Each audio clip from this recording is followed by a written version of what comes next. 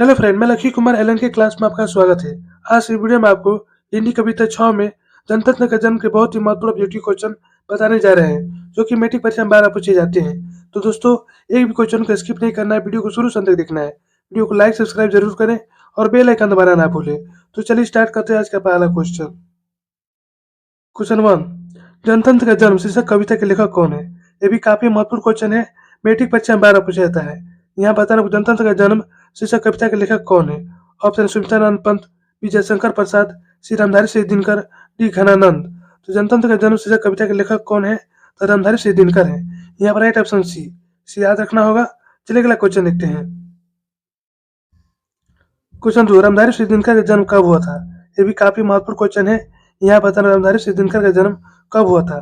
Option 23 सितंबर 1904 को, B 24 अप्रैल 1906 को, सी 23 सितंबर 1908 को, डी 28 अक्टूबर 1994 को। तो रामधारी सिंह दिनकर का जन्म कब हुआ था? तो 23 सितंबर 1908 को। यहाँ पर राइट ऑप्शन सी, इसे याद रखना होगा। चलिए अगला क्वेश्चन देखते हैं। क्वेश्चन 3, दिनकर जी किस भावधारा कवि है? यहाँ बताना आपको दिनकर जी किस भावधारा कवि है। ऑप्शन ए प्रतिवादी भावधारा, बी राष्ट्रीय भावधारा, सी राजनीतिक भावधारा, डी सौंदर्यवादी भावधारा। तो दिनकर जी किस भावधारा कवि हैं? तो राष्ट्रीय भावधारा के। यहाँ पर राइट ऑप्शन बी, सी भी याद रखना होगा। चलिए अगला क्वेश्चन देखते हैं। क्वेश्चन 4, कवि के अनुसार जनतंत्र का देवता कौन है?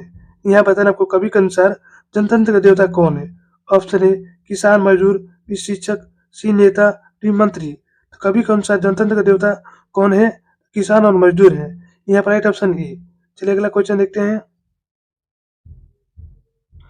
क्वेश्चन 5, दिनकर के काव्य का मूल स्वर क्या है? यहाँ बताना दिनकर के काव्य का मूल स्वर क्या है। ऑप्शन ए प्राकृतिक और सौंदर्य, बी ओज एवं राष्ट्रीय चेतना, सी रहस्यवाद, डी श्रृंगार। तो दिनकर के काव्य का मूल स्रोत क्या है? ओज एवं राष्ट्रीय चेतना। यहाँ पर राइट ऑप्शन बी। चलिए अगला क्वेश्चन देखते हैं। क्वेश्चन 6, इनमें से कौन सी रचना दिनकर की नहीं है? यहाँ बताना आपको इनमें से कौन सी रचना दिनकर की नहीं है। ऑप्शन ए संस्कृत के 4 अध्याय, बी उर्वशी, सी ग्राम्या, डी रश्मिरथी। इनमें कौन सी रचना दिनकर की नहीं है? तो ग्राम्या जो है वो दिनकर की नहीं है। यहाँ पर राइट ऑप्शन सी याद रखना होगा। चलिए अगला क्वेश्चन देखते हैं। क्वेश्चन 7, दिनकर जी कवि के साथ साथ और क्या है? यहाँ बताना दिनकर जी कवि के साथ साथ और क्या है। ऑप्शन ए गद्यकार, बी उपन्यासकार, सी आलोचक, इनमें से कोई नहीं। तो दिनकर जी कवि के साथ साथ और क्या है? तो गद्यकार है।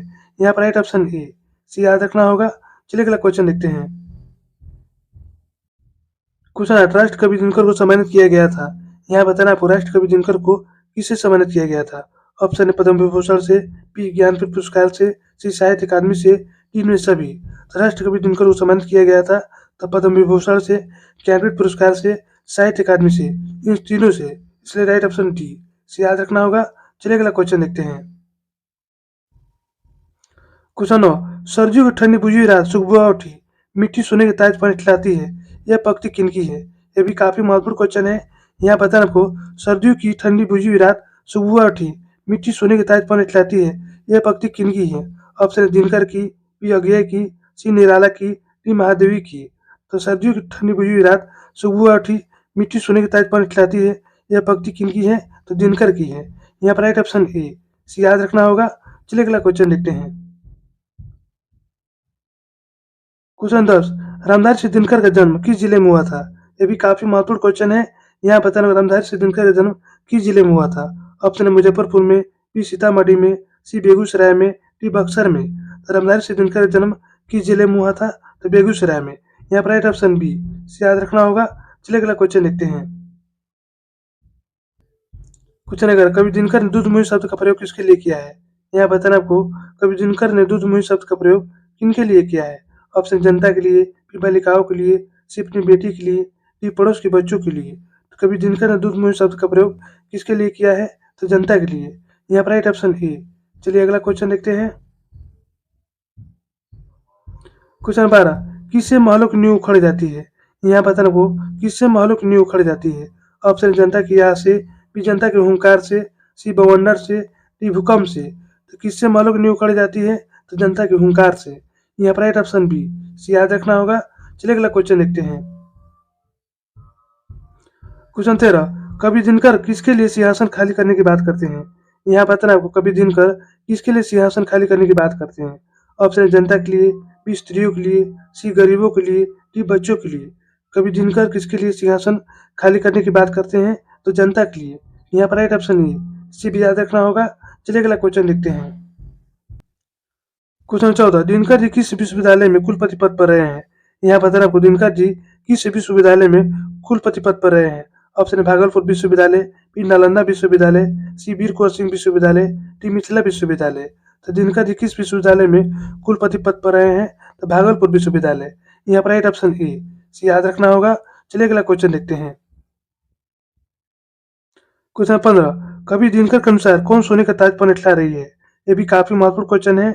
यहाँ बताना कवि दिनकर के अनुसार कौन सोने का ताज पर लटका रही है। ऑप्शन देश की मिट्टी, बी भारत माता, सी देश की देवी, यहाँ पर देवी होगा, देश की देवी, डी देश की जनता। तो कवि दिनकर के अनुसार कौन सोने के ताज पर लटका रही है, तो देश की मिट्टी। यहाँ पर राइट ऑप्शन ए, इसे याद रखना होगा। चलिए अगला क्वेश्चन देखते हैं। क्वेश्चन 16, रामधारी सिंह दिनकर किस युग के कवि हैं। ये भी काफी महत्वपूर्ण क्वेश्चन है। यहाँ बताना होगा रामधारी सिंह दिनकर किस युग के कवि हैं। ऑप्शन है प्रगतिवादी युग, बी छायावादी युग, सी प्रयोगवादी युग, डी द्विवेदी युग। तो रामधारी सिंह दिनकर किस युग के कवि हैं, तो छायावादी युग के। यहाँ पर राइट ऑप्शन बी, सी भी याद रखना होगा। चलिए अगला क्वेश्चन देखते हैं। क्वेश्चन 17, दिनकर जी को किस कृति के लिए ज्ञानपीठ पुरस्कार मिला है। ये भी काफी महत्वपूर्ण क्वेश्चन है। यहाँ बताना दिनकर जी को किस कृति के लिए ज्ञानपीठ पुरस्कार मिला है। ऑप्शन है उर्वशी, बी रश्मिरथी, सी हुंकार, डी कुरुक्षेत्र। तो दिनकर जी को किस कृति के लिए ज्ञानपीठ पुरस्कार मिला है, तो उर्वशी के लिए। यहाँ पर राइट ऑप्शन ए, इसे याद रखना होगा। चलिए अगला क्वेश्चन देखते हैं। क्वेश्चन 18, दिनकर जी को उनके किस कृति पर साहित्य अकादमी पुरस्कार मिला है। ये भी काफी महत्वपूर्ण क्वेश्चन है। यहाँ बताना दिनकर जी को उनके किस कृति पर साहित्य अकादमी पुरस्कार मिला है। ऑप्शन है उर्वशी, बी हुंकार, सी कुरुक्षेत्र, डी संस्कृत के 4 अध्याय। तो दिनकर जी को उनके किस कृति पर साहित्य अकादमी पुरस्कार मिला है, तो संस्कृत के 4 अध्याय। यहाँ पर राइट ऑप्शन डी, इसे याद रखना होगा। चलिए अगला क्वेश्चन देखते हैं। क्वेश्चन 19, रामधारी सिंह दिनकर की मृत्यु कब हुई थी। ये भी काफी महत्वपूर्ण क्वेश्चन है। यहाँ बता रामधारी सिंह दिनकर की मृत्यु कब हुई थी। ऑप्शन है 22 अप्रैल 1974 को, बी 24 अप्रैल 1974 को, सी 26 अप्रैल 1974 को, डी 28 अप्रैल 1974 को। तो रामधारी सिंह दिनकर की मृत्यु कब हुई थी, तो 24 अप्रैल 1974 को। यहाँ पर राइट ऑप्शन बी, इसे भी याद रखना होगा। चलिए अगला क्वेश्चन देखते हैं। क्वेश्चन 20, रामधारी सिंह दिनकर के पिता का नाम क्या था। ये भी काफी महत्वपूर्ण क्वेश्चन है। यहाँ बता रामधारी सिंह दिनकर के पिता का नाम क्या था। ऑप्शन रवि सिंह, बी सूर्यदेव सिंह, सी मोहन सिंह, तीन में से कोई नहीं। तो रामधारी सिंह दिनकर के पिता का नाम क्या था, तो रवि सिंह। यहाँ पर राइट ऑप्शन ए, सी याद रखना होगा। चलिए अगला क्वेश्चन देखते हैं। क्वेश्चन 21, रामधारी सिंह दिनकर के माता का नाम क्या था। यहाँ पर बताना रामधारी सिंह दिनकर के माता का नाम क्या था। ऑप्शन सरस्वती देवी, बी मनरूप देवी, सी तृप्ता देवी, डी बेअंती देवी। तो रामधारी सिंह दिनकर के माता का नाम क्या था, तो मनरूप देवी। यहाँ पर राइट ऑप्शन बी, इसे याद रखना होगा। चलिए अगला क्वेश्चन देखते हैं। क्वेश्चन 22, जनतंत्र का जन्म कविता में कवि ने किसे शक्तिशाली कहा है। यहाँ बताना जनतंत्र का जन्म कविता में कवि ने किसे शक्तिशाली कहा है। ऑप्शन राजा को, बी जनता को, सी राक्षस को, डी देवता को। तो जनतंत्र के जन्म कविता में कवि ने किसे शक्तिशाली कहा है, तो जनता को। यहाँ पर राइट ऑप्शन बी, सी याद रखना होगा। चलिए अगला क्वेश्चन देखते हैं। क्वेश्चन 23, मिट्टी के अबोध मूर्ति कौन है। यहाँ बताना मिट्टी के अबोध मूर्ति कौन है। ऑप्शन है जनता, बी नेता, सी सूर्य, डी अधिकारी। तो मिट्टी के अबोध मूर्ति कौन है, तो जनता है। यहाँ पर राइट ऑप्शन ए। चलिए अगला क्वेश्चन देखते हैं। क्वेश्चन 24, जनतंत्र में कवि के अनुसार राजदंड क्या है। यहाँ बताना आपको जनतंत्र में कवि के अनुसार राजदंड क्या है। ऑप्शन है ढाल और तलवार, बी बाघ और भालू, सी फूल और भंवरे, डी फावड़े और हल। तो जनतंत्र में कवि के अनुसार राजदंड क्या है, तो फावड़े और हल। यहाँ पर राइट ऑप्शन डी। चलिए अगला क्वेश्चन देखते हैं। क्वेश्चन 25, दिनकर जी मैट्रिक कब पास किए थे। यहाँ बताओ दिनकर जी मैट्रिक कब पास किए थे। ऑप्शन है 1927 को, बी 1928 को, सी 1929 को, डी 1930 को। तो दिनकर जी मैट्रिक कब पास किए थे, तो 1928 को। यहाँ पर राइट ऑप्शन बी, सी याद रखना होगा। तो दोस्तों यहीं पर हमारा वीडियो समाप्त होता है। यदि हमारी वीडियो आपको अच्छी लगी तो लाइक सब्सक्राइब जरूर करें और बेल आइकन जरूर दबाएं, जिससे नई वीडियो को नोटिफिकेशन आपको मिलता रहे।